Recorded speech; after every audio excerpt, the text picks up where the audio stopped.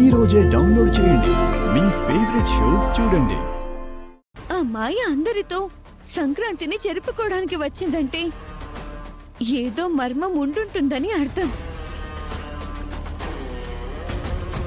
ఆ మాయ అమ్మని ఏమైనా ఇబ్బంది పెట్టాలని వచ్చుంటే గనక అమ్మను నువ్వే రక్షించాలి.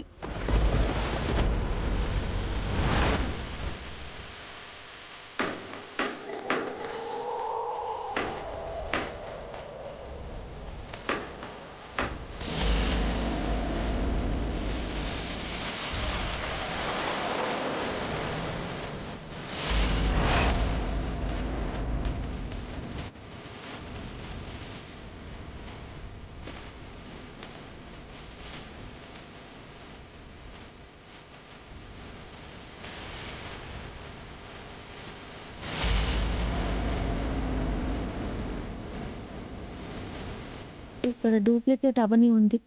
అక్కడ ఒరిజినల్ అవని నడుచుకుంటూ వస్తుంది. తను స్వామి యొక్క మంత్రశక్తి వల్ల బందీగా ఉండకుండా ఎలా వస్తుంది?